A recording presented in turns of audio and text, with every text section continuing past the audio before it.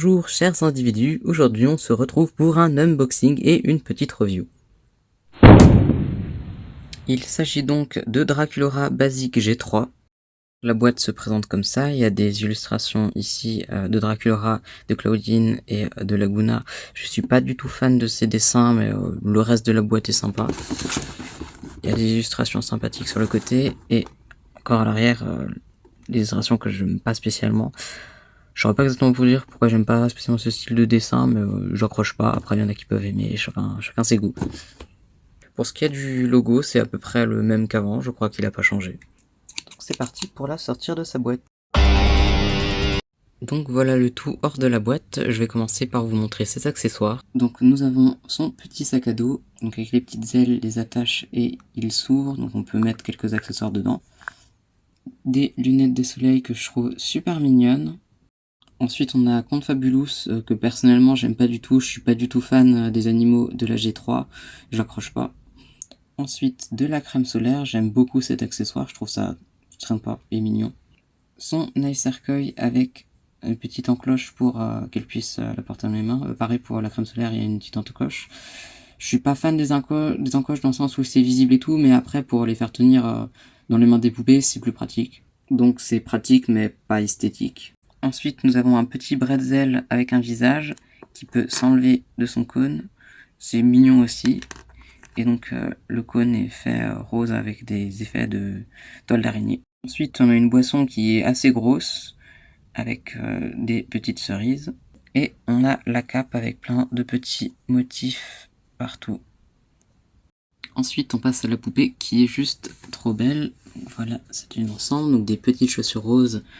Des chaussettes un peu hautes. Ce qui est bien, c'est que les chaussures sont adaptées à la taille, à l'épaisseur des chaussettes. Parce que je sais que sur les G1, de temps en temps, il y avait des chaussettes qui étaient trop épaisses pour les chaussures et ça tenait mal. Ensuite, elle a un petit short super mignon. Donc on a son rose avec des petits froufrous, des manches bouffantes, un espèce de petit corset avec des chauves-souris. Le collier ressemble à ça, il y a un visage de profil dessiné dessus. J'aime beaucoup ces boucles d'oreilles qui ressortent avec les cheveux par rapport à la couleur. D'ailleurs, j'aime beaucoup ces nouveaux cheveux. Niveau longueur, ils descendent jusqu'à un peu plus bas que le genou. Et elle a un petit serre-tête rose et noir. Le serre-tête, par contre, je suis moins fan. Elle a un petit diamant rose en bague. Au niveau de son nouveau corps, elle a les oreilles décollées et pointues. Je trouve ça trop mignon. Et aussi, elle est beaucoup plus grosse qu'avant, donc je trouve ça sympa qu'il y ait un peu plus de diversité, parce qu'avant, toutes les poupées étaient super fines et tout, et donc enfin un petit peu de diversité. Surtout que je trouve que ce nouveau corps va super bien à Draculaura. En plus d'être plus grosse, elle est aussi un petit peu plus petite que les G1, ce que je trouve bien, parce que justement dans la G1, je trouvais c'est un peu dommage qu'elle fasse la même taille que tous les autres personnages, alors que dans les dessins animés, elle était plus petite. Je vais vous montrer la comparaison sans les vêtements. Voilà, donc comme vous pouvez le voir, les articulations sont les mêmes, sauf que sur les G3, il y a une articulation en plus sous la poitrine que je trouve hyper pratique. Voilà, je les ai mises dans la même pose que vous voyez l'articulation en plus, en quoi elle est plus avantageuse. Et donc voilà, de profil. Les pieds sont aussi plus petits et plus ronds. Hop, donc là voilà avec sa cape, avec ses petites lunettes de soleil. Donc voilà, maintenant je vais vous dire ce que sont pour moi des points négatifs et des points positifs. Bien sûr, ça n'engage que moi, vous pouvez très bien avoir un avis différent. Donc les points positifs, on a la beauté de la poupée, son design, je trouve son design super. Ensuite, on a les nouvelles articulations, le nouveau corps, donc plus de diversité, moins maigre que ce qu'on peut avoir dans la G1. Ensuite, les vêtements sont de qualité, un peu comme la G1 et la G2, c'est plutôt de la bonne qualité. Et après, il y aura les accessoires, il y a beaucoup d'accessoires, ça je trouve ça super sympa.